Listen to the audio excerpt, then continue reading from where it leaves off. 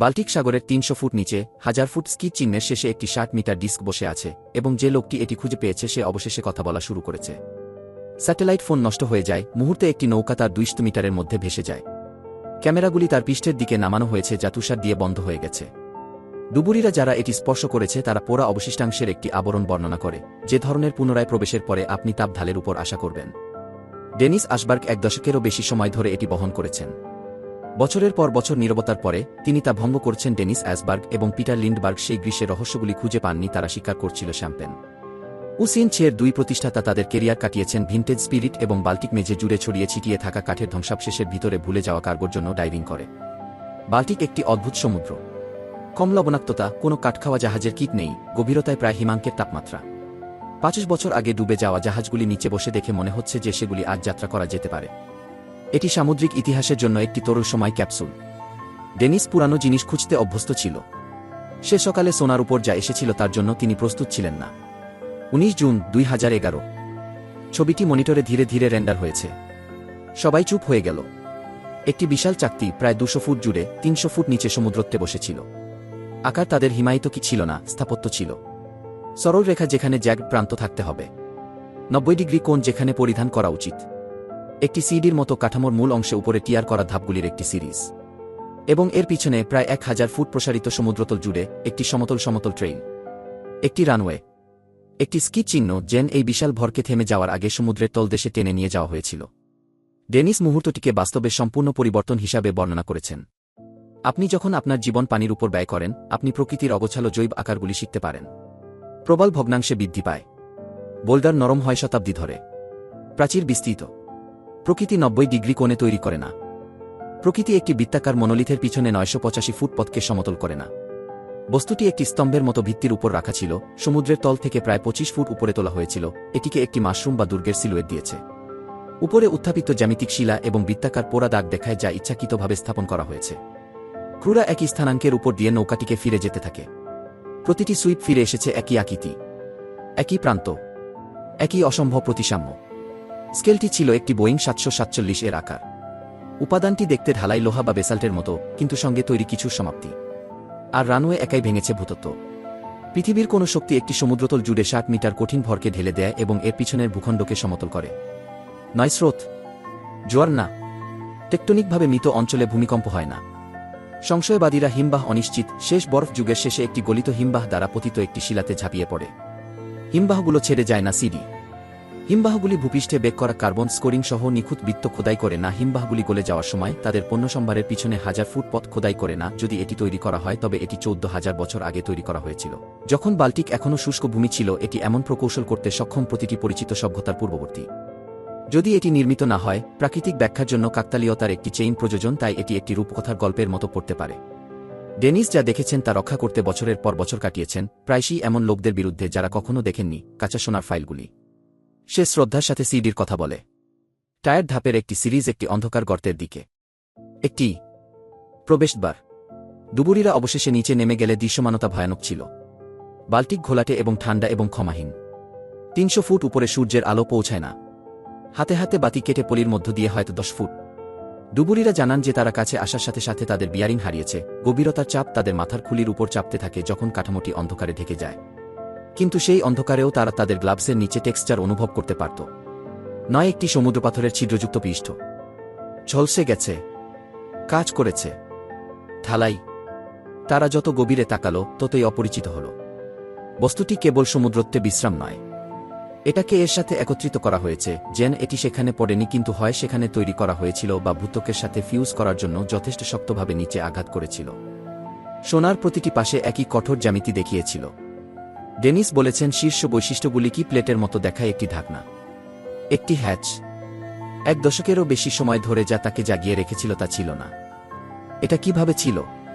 কিভাবে একটি ৬০ মিটার বস্তুর পিছনে একটি সমতল লেজ দিয়ে শেষ হয় গ্রহের একটি ব্যস্ততম শিপিং লেনে শতাব্দী ধরে কেউ লক্ষ্য না করে? এবং কেন যে মুহূর্তে ওসিএনসি এর উপরে এসেছিল, মহাসাগর নিজেই কি প্রতিক্রিয়া দেখায়? সবাই ডুবুরিদের নিচে পাঠাতে প্রস্তুত। তারা মান সমস্যা প্রত্যাশিত। ঠান্ডা, চাপ, দৃশ্যমানতা। তারা অন্য কিছু পেয়েছে। নৌকাটি সরাসরি বস্তুর উপর বসার মুহূর্তে প্রযুক্তি ব্যর্থ হতে শুরু করে। স্যাটেলাইট ফোন সাইটের 200 মিটার ব্যাসার্ধের মধ্যে মৃত হয়ে গেছে। দুর্বল সংকেত নয়, খোঁজ নেই, মৃত। ক্রুরা বিভিন্ন হ্যান্ডসেট চেষ্টা করেছে, বিভিন্ন ব্র্যান্ড, একই ফলাফল।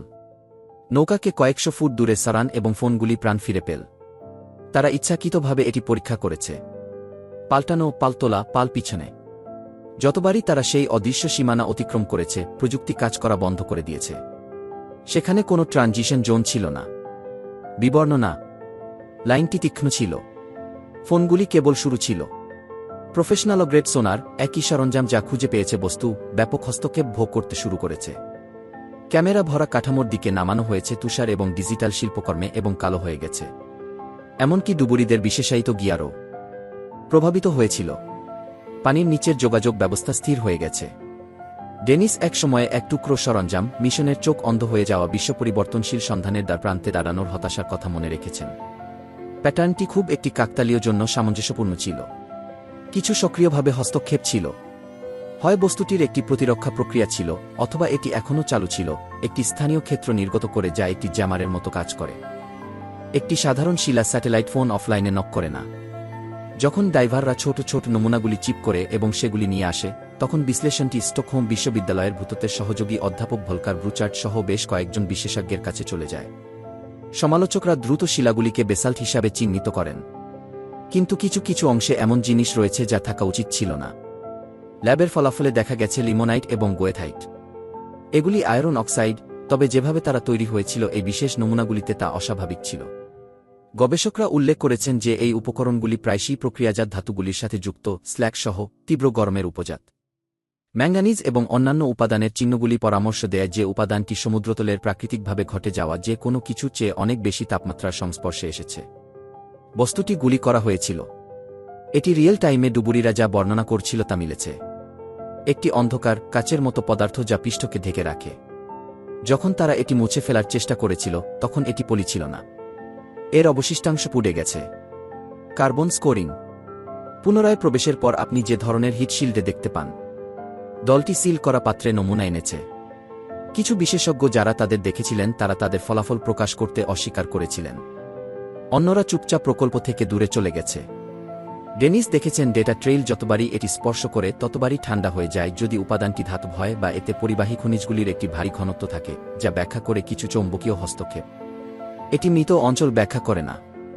ইলেকট্রনিক্সের পদ্ধতিগত শাটডাউন একটি চৌম্বকীয় শিলার চেয়ে জটিল কিছুর পরামর্শ দেয়া। এটি একটি সংকেত প্রস্তাব করে ডেনিস একাধিক সাক্ষাৎকারে নিশ্চিত করেছেন যে দলটি এলাকা থেকে আসা 5 হার্টজ পালস তুলেছে। 5 হার্টজ একটি অত্যন্ত কম ফ্রিকোয়েন্সি, যে ধরনের সামরিক বাহিনী যোগাযোগ করতে ব্যবহার করে সাবমেরিনের সাথে গভীর পানির নিচে, কারণ এটি প্রায় যে কোনো কিছুর মধ্য দিয়ে পাঞ্চ করতে পারে। এলফ সংকেত বিশাল অ্যান্টেনা অ্যারে এবং ডেডিকেটেড পাওয়ার প্রয়োজন। মার্কিন নৌবাহিনী সেই ফ্রিকোয়েন্সিগুলিতে সম্প্রচার করার জন্য উইসকনসিন এবং মিশিগানের বাইরে একটি সম্পূর্ণ প্রোগ্রাম চালা। অবকাঠামো ছিল একটি ছোট শহরের আকারের। বাল্টিকের নিচে যা কিছু বসে আছে তার উপরে সেরকম পায়ের ছাপ নেই। এর কোনো পাওয়ার স্টেশন নেই। এটিতে দৃশ্যমান ক্যাবলিং নেই। এবং এখনও কিছু সম্প্রচার, কেন একটি শিলা একটি নিয়ন্ত্রিত, কম কম্পাঙ্কের স্পন্দন নির্গত করবে? বাল্টিকের নিচে আসলে কি চাপা আছে সেদিকে আরও যাওয়ার আগে, এবং কেন এমন একটি কাঠামো যা অস্তিত্ব থাকা উচিত নয় এখনও একটি সংকেত সম্প্রচার করছে? সাবস্ক্রাইব করুন। পরের অংশটি হল বিভাগটি ডেনিস 10 বছর কাটিয়েছে বিশ্বকে গুরুত্ব সহকারে নেওয়ার চেষ্টা করার জন্য। নাজি থিওরি যা কাজ করে না, ষড়যন্ত্রকারী জনতা ডেড জোনের সাথে একটি মাঠের দিন ছিল। তারা সরাসরি 2 বিশ্বযুদ্ধ থেকে অবশিষ্ট একটি নাৎসি বিরোধী সাবমেরিন ডিভাইসের দিকে ইঙ্গিত করেছিল।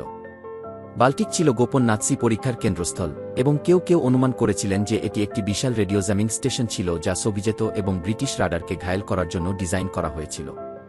এটি বৃত্তাকার আকৃতি ব্যাখ্যা করবে। এটি ব্যাখ্যা করবে কেন ইলেকট্রনিক্স এখনও এর উপর মারা যায়। তত্ত্বটির একটি মারাত্মক সমস্যা রয়েছে। বস্তুটি বিশাল, এবং এটি 1940 এর থেকে অনেক পুরানো বলে মনে হচ্ছে। এর চারপাশের পলির নিদর্শনগুলি এমন কিছুর ইঙ্গিত দেয় যা সমুদ্রতে মিশে গেছে হাজার বছর ধরে। 20 শতাব্দীর কোনো সরকার এটি তৈরি করেনি এবং এটি ভুলে যায়। এটি কঠিন প্রশ্নের দরজা খুলে দেয়। যদি এই বস্তুটি 14,000 বছর পুরানো হয়, আশেপাশের কিছু পলিমাটি নির্দেশ করে আমরা প্রকৌশলের দিকে তাকাচ্ছি যা আনুষ্ঠানিকভাবে ছিল তখন বিদ্যমান ছিল না। একটি 60 মিটার ধাতব চাকতি যা একটি জ্যামিং সংকেত নির্গত করে, এটি একটি ফোক স্টেফে উপন্যাসের মতো শব্দ করে। এটি বাল্টিক সাগরের তলদেশে বসে আছে, আমাদের টাইমলাইনকে উপহাস করছে। ডেনিসের হতাশা সবসময় একই ছিল। যে মুহূর্তে আপনি উচ্চস্বরে কি ইলেকট্রনিক হস্তক্ষেপ কে এবং কি নিম্ন ফ্রিকোয়েন্সি সিগন্যাল বলবেন, একাডেমিক সম্প্রদায় ধীরে ধীরে পিছিয়ে যায়, তারা বিরক্তিকর হতে চায়, তারা অনুমানযোগ্য চায়। বাল্টিক অসঙ্গতি হয় না। এটি একটি শারীরিক দ্বন্দ্ব। একটি নীরব, বিশাল কাঠামো এখনও আমাদের সরঞ্জামের সাথে এমন ভাষায় কথা বলছে যা কেউ ডিকোড করেনি। ডেনিস একটি দ্বিতীয় অভিযানের জন্য অর্থায়ন করার জন্য বছরের পর বছর অতিবাহিত করেছেন, একটি ঢালুযুক্ত ইলেকট্রনিক্স এবং গভীর সমুদ্রের ওয়াভ সহ, যা এই জিনিসটি যে ক্ষেত্রটি বের করে তা প্রতিরোধ করতে পারে। তিনি বিশ্বাস করেন ইলেকট্রনিক ব্যর্থতা একটি দুর্ঘটনা ছিল না, তারা একটি সতর্কবাণী ছিল। হিমবাহের দাগ বনাম যন্ত্রচালিত হুল। ভূতত্ত্ববিদদের একটি উত্তর প্রস্তুত আছে। হিমবাহ অনিয়মিত।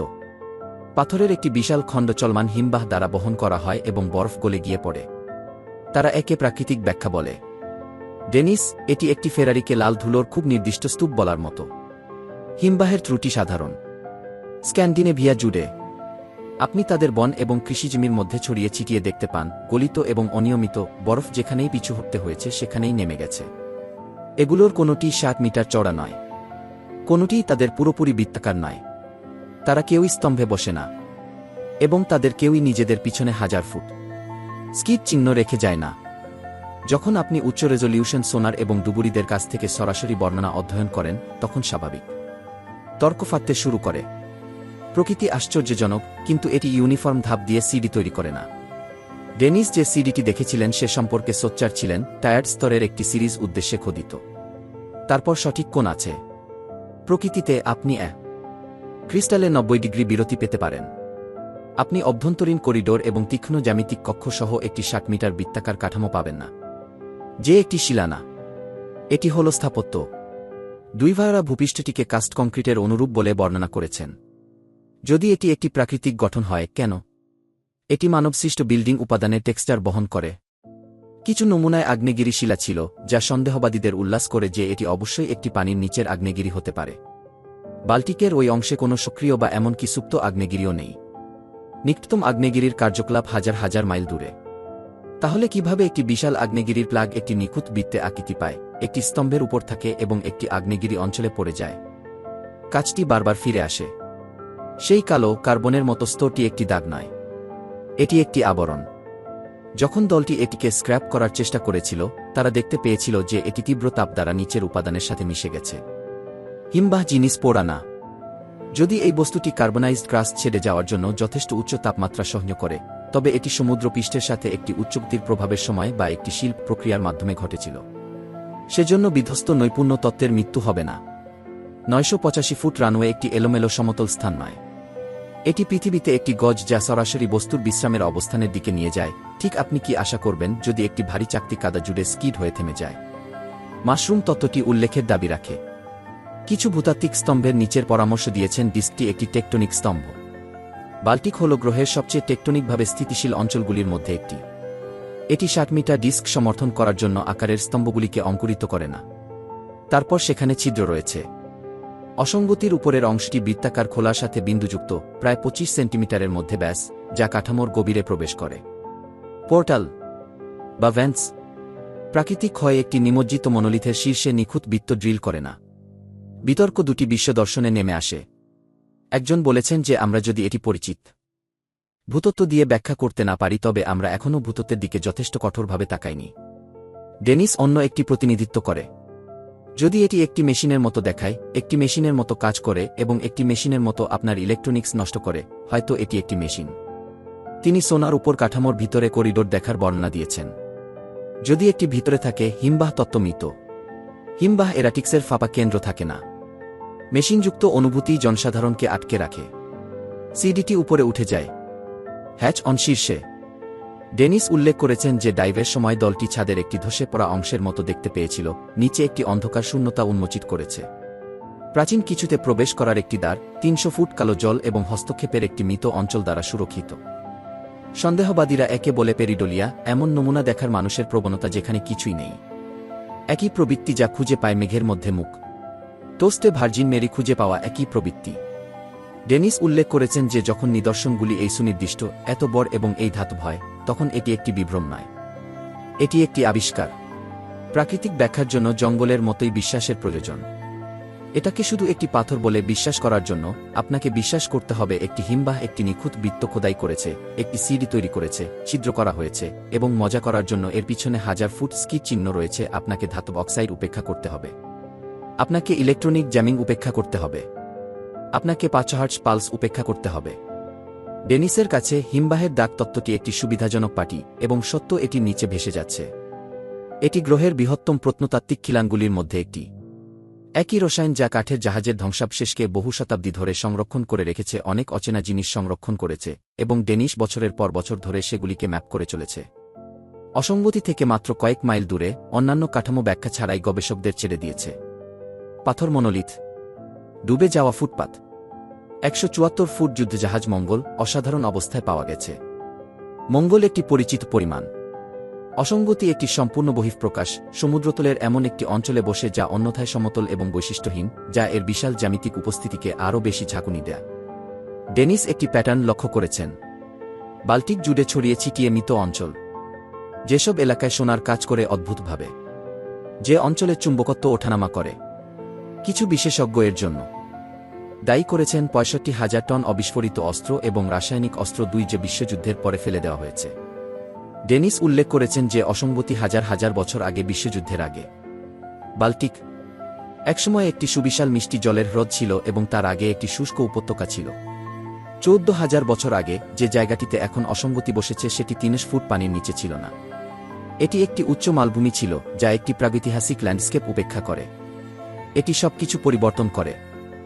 শেষ বরফ যুগের শেষে সমুদ্রের উত্থানের আগে যদি অসঙ্গতি একটি পাহাড় বা একটি অজানা সভ্যতা দ্বারা নির্মিত একটি উপাসনালয় হয়, সিডি এবং প্রবেশদ্বার অর্থবোধ করা শুরু করে। আমরা ইতিমধ্যেই জানি যে আমরা তাদের কৃতিত্ব দেবার চেয়ে মানুষ অনেক বেশি উন্নত। তুরস্কের গোবেকলি টেপে নিওলিথিক যুগ সম্পর্কে আমাদের বোঝার পুনর্লিখন করেছেন। ডেনিস বিশ্বাস করেন বাল্টিক অসঙ্গতি সেই গল্পের উত্তর সংস্করণ হতে পারে। একটি বিশাল স্মারক কাঠামো ক্রমবর্ধমান জোয়ার দ্বারা গ্রাস করা, পলি এবং ঠান্ডা দ্বারা সংরক্ষিত। বাল্টিকেরও একটি অন্ধকার ইতিহাস রয়েছে। সাগর 1 শতাব্দীরও বেশি সময় ধরে গোপন প্রযুক্তির পরীক্ষার ক্ষেত্র হয়ে আছে। নাৎসি ভি সিরিজের রকেটগুলি উপকূলের ঠিক নিচে ফিনল্যান্ড থেকে উৎক্ষেপণ করেছে। ঠান্ডা যুদ্ধযুগের সুইডিশ স্টিলথ পরীক্ষা, যার মধ্যে কিছু এখনও সম্পূর্ণরূপে প্রকাশ করা হয়নি। রাশিয়ান সাবমেরিন যা ব্যাখ্যা ছাড়াই অদৃশ্য হয়ে গেছে। সংশয়বাদীরা পরামর্শ দিয়েছেন সোভিয়েত বা জার্মান প্রযুক্তির একটি হারিয়ে যাওয়া টুকরো, বিমান শনাক্ত করতে ব্যবহৃত একটি দৈত্যাকার অ্যাকোস্টিক আয়না বা প্রোটোটাইপ বৃত্তাকার সাবমেরিন। কাচের নমুনার বয়সের পলল এটিকে অসম্ভব করে তোলে। এগুলি 20 শতাব্দীর যেকোনো সরকারের চেয়ে অনেক বেশি সময় ধরে সেখানে ছিল। গণিত কাজ করে না, আপনি এটিকে যতই বাকুন না কেন। ডেনিস সাইটের অনুভূতি সম্পর্কে কথা বলেছেন। সেখানে থাকার জন্য একটি মনস্তাত্ত্বিক ওজন। ক্রুরা অস্বস্তির অনুভূতি জানিয়েছিল যে শুধু শারীরিক ছিল না। মাথাব্যথা শুরু হয় যে মুহূর্তে তারা ডেড জোন অতিক্রম করে এবং তারা এটি ছেড়ে যাওয়ার মুহূর্তে থামে। জাহাজে ঘুমের ব্যাঘাত ঘটে। একজন ক্রু সদস্য শব্দটিকে মাথার খুলির পিছনে একটি নিম্নচাপ হিসাবে বর্ণনা করেছেন। স্থানীয় জেলেরা এড়িয়ে গেছেন প্রজন্ম ধরে বাল্টিকের কিছু অংশ, এমন জায়গা যেখানে কম্পাস, স্পিন এবং জাল আটকে থাকে অদৃশ্য দেয়ালে। তাদের দাদারা তাদের সেই স্থানাঙ্ক সম্পর্কে সতর্ক করেছিল। কোনো সতর্কবাণী কখনো এটিকে বৈজ্ঞানিক কার্যে পরিণত করেনি। ডেনিস এখন আর শুধু গুপ্তধন শিকারী নয়, তিনি এই অসঙ্গতিগুলির একটি ক্রনিকলার হয়ে উঠেছেন। সে জানে যে যতবারই সে ফিরে যায়, সে ইতিহাসের এমন এক সিঙ্গাডার নিট খোঁচা দেয় যেটা অনেক মানুষ বাদ দিয়ে যেতে চায়। বাল্টিক ছিল একটা বাধা। যে কেউ এই জলগুলি নিয়ন্ত্রণ করত, সে উত্তরের বাণিজ্য নিয়ন্ত্রণ করত। একটি প্রাচীন সভ্যতার কাছে বা তার বাইরের কিছুর কাছে এটি একটি কৌশলগত দীর্ঘাটি হতো। 90 ডিগ্রি কোণ এবং রানওয়ে সহ অসঙ্গতিটি একটি কমান্ড কেন্দ্রের মতো দেখায়। ক্ষমতার একটি জায়গা অবশেষে সমুদ্র দ্বারা পুনরুদ্ধার করা হয়েছে। ডেনিস বাল্টিককে একটি খিলান হিসাবে দেখেন, পলি এবং ঠান্ডা লুটেরাদের থেকে এবং সূর্য ও বাতাসের ক্ষয়কারী শক্তি থেকে অসঙ্গতিকে নিরাপদ রেখেছে। তারা এটিকে সত্য থেকেও আড়াল করে রেখেছে। বাল্টিক রহস্যে পূর্ণ, কিন্তু অসঙ্গতিটি একমাত্র যা তার নিজস্ব উপায়ে জীবিত বলে মনে হয়, আমাদের সরঞ্জামগুলিতে হস্তক্ষেপ করে এবং আমাদের বাস্তবতার সাথে মানানসই হতে অস্বীকার করে। ডেনিস অ্যাসবার্গের জন্য বাল্টিক সাগরের অসামঞ্জস্য মানচিত্রের একটি সমন্বয় নয়, এটি একটি দশকদীর্ঘ প্রমাণের বোঝা। বছরের পর বছর সংশয়বাদ, অর্থায়ন করা এবং তার নিজের সরঞ্জামের আক্ষরিক নীরবতার পরে তিনি বিজ্ঞানীদের বোঝানোর চেষ্টা বন্ধ করে দিয়েছেন। সে আগে যা দেখেছে তা আনলোড করছে, সময় ফুরিয়ে গেছে। তিনি একাধিকবার ইঙ্গিত দিয়েছেন যে সবচেয়ে বিঘ্নিত উদ্ঘাটনগুলি প্রকাশের জন্য খুব ব্যাঘাতমূলক হতে পারে। তিনি সোনারে এমন কিছু জিনিস দেখেছেন যা তিনি ইন্টারভিউতে বর্ণনা করতে অস্বীকার করেন। গবেষকদের সাথে কথোপকথন রয়েছে যা তিনি বলেছেন যে প্রকল্পটি ছেড়ে দেওয়ার জন্য শান্ত সতর্কতা দিয়ে শেষ হয়েছে, সেই কথা নয় একজন লোককে বেতনে তাড়া করার কথা। এটি এমন একজনের স্বর যে এমন কিছুর দিকে তাকিয়ে আছে যা ফিরে তাকায়। ব্যক্তিগত টোল ভারী হয়েছে। দলটি ব্যক্তিগত সঞ্চয়ের মাধ্যমে জ্বলে উঠেছে এবং কাজটিকে বাঁচিয়ে রাখার জন্য পাবলিক তহবিল সংগ্রহকারীদের দিকে ঝুঁকেছে। তারা যত গভীরে যায় ততই প্রাকৃতিক শিলাতত্ত্ব বিচ্ছিন্ন হয়ে পড়ে। সাইট থেকে সাম্প্রতিক রিপোর্ট বিভ্রান্ত করা অবিরত। তাপমাত্রার অসামঞ্জস্যতা, যেখানে কাঠামোর উপর থেকে সরাসরি পানি 0 ডিগ্রি সেলসিয়াসের দিকে নেমে যায়, এমন একটি ঘটনা যা তাপগতভাবে সামঞ্জস্যপূর্ণ অঞ্চলে ঘটতে পারে না। গভীরতায় বাল্টিক ঠান্ডা, কিন্তু তা বরফে পরিণত নয়। জৈবিক উপাদান এবং পোড়া ধ্বংসাবশেষ এমন একটি সাইট থেকে পুনরুদ্ধার করা যা হোস্ট করা উচিত নয়। সামুদ্রিক জীবন অবিলম্বে আশেপাশের এলাকা এড়িয়ে চলে। ছেড়ে যায় অসংলগ্নতার চারপাশের এলাকাটি আশেপাশের সমুদ্রতলের তুলনায় লক্ষণীয়ভাবে খালি। জেলেরা যারা সেই জলে কয়েক দশক ধরে কাজ করেছেন তারা বলছেন যে আপনি যতই কাছাকাছি যাবেন ততই ক্যাচ শুকিয়ে যাবে। কোঅর্ডিনেটস। ডেনিস কাজের ছায়ায় নীরব নজরদারি সম্পর্কে আরও সোচ্চার হয়েছেন। তিনি বর্ণনা করেছেন সামরিক বাহিনী বথুনিয়া উপসাগরের উপর অবিরাম নজরদারি করছে, জেন কারো জন্য অপেক্ষা করছে, অবশেষে একটি তালার চাবি ঘুরিয়ে দেয়। তারা 80 বছর ধরে পাহারা দিয়ে আসছে। নৌবাহিনীর জাহাজগুলি অভিযানের সময় দিগন্তে উপস্থিত হয় এবং দলটি লগ আউট করার সাথে সাথে অদৃশ্য হয়ে যায়। টহল বিমান নিয়মিতভাবে খুব কম উচ্চতায় ওভারহেড দিয়ে যাচ্ছে। যোগাযোগ দলটি সম্প্রচার করছে না এমন ফ্রিকোয়েন্সিগুলিতে বাধা দেওয়া হয়েছে, এর কোনোটাই আনুষ্ঠানিকভাবে স্বীকার করা হয়নি। এর কোনোটি কোনোদিন খবর করেনি। তিনি অভ্যন্তরীণ চেম্বার দ্বারা আতঙ্কিত, ধসে পড়া ছাদের অংশের নিচে অন্ধকার শূন্যতা যা দলটি কখনই সম্পূর্ণভাবে প্রবেশ করতে সক্ষম হয়নি। ডুইভারা যখনই সেই খোলার কাছাকাছি পৌঁছেছে, সরঞ্জামগুলি কঠিনভাবে ব্যর্থ হয়েছে, ঠান্ডা কিছুটা গভীর, দৃশ্যমানতা ভেঙে গেছে। ডেনিসের কাছে সেই গর্তটি একটি ভূতাত্ত্বিক কৌতূহল এবং একটি ধূমপানকারী বন্দুকের মধ্যে পার্থক্য। তার হতাশা একটি সত্যে নেমে আসে। এই রহস্য সমাধানের প্রযুক্তি বিদ্যমান। অ্যাক্সেস না। আধুনিক স্বায়ত্তশাসিত পানির নিচের যানবাহনগুলি অ্যান্টার্কটিকার হিমবাহকে পিনপোজেন্ট নির্ভুলতার সাথে ম্যাপ করে। তারা প্রশান্ত মহাসাগরে পরীক্ষা স্ক্যান করে এবং উত্তর সাগরে ধ্বংসাবশেষ জরিপ করে। অসঙ্গতি ঘোলা জল এবং লাল ফিতায় আবৃত থাকে। অনুমতি স্থল। তহবিল অফার মুহূর্তে অদৃশ্য হয়ে যায়। অসঙ্গতি কি শব্দটি কাগজপত্রে প্রবেশ করে। ডেনিস নিশ্চিত যে যদি সত্যিকারের স্বাধীন, ভালশিল্ডেড ইলেকট্রনিক্স সহ অর্থায়ন করা দলকে সাইটে 48 ঘণ্টা সময় দেওয়া হয়, তবে রক স্টোরি রাতারাতি অদৃশ্য হয়ে যাবে। তিনি এটাকে ইউএফও বলছেন না। তিনি এটাকে গোপন অস্ত্র বলছেন না।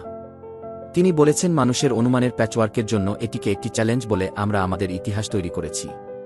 সমুদ্রের তলটি নীরব, খালি মরুভূমি নয় যা আমাদের বিশ্বাস করার জন্য পরিচালিত হয়েছিল।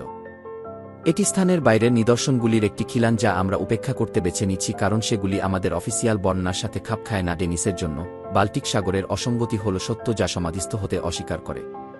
একটি ধাতব জ্যামিতিক কাঠামো অতীতের সাক্ষ্য হিসাবে দাঁড়িয়ে আছে, বা উপস্থিতি আমরা এখনও মোকাবেলা করার মতো সাহসী নই। বাল্টিক অসঙ্গতি যদি সত্যি ডেনিস বিশ্বাস করে, তাহলে আপনি কি মনে করেন যে অভ্যন্তরীণ চেম্বারের ভিতরে সিল করা আছে এবং বিশ্ব কি এটি দেখার যোগ্য? মন্তব্যে আপনার উত্তর দিন। এবং আপনি যদি এই গল্পের পরবর্তী অংশ চান, উদ্ধার হওয়া নমুনা যা স্টকহোম বিশ্ববিদ্যালয় জনসাধারণেরভাবে আলোচনা করবে না, পাঁচহাট সিগন্যাল প্যাটার্ন এবং অভিযান ডেনিস এখনও চেষ্টা করছে তহবিল, এখনই সাবস্ক্রাইব করুন যাতে আপনি এটি মিস করবেন না। ক্যামেরা এখনও ব্যর্থ হয়। ফোনগুলি এখনও মারা যায়।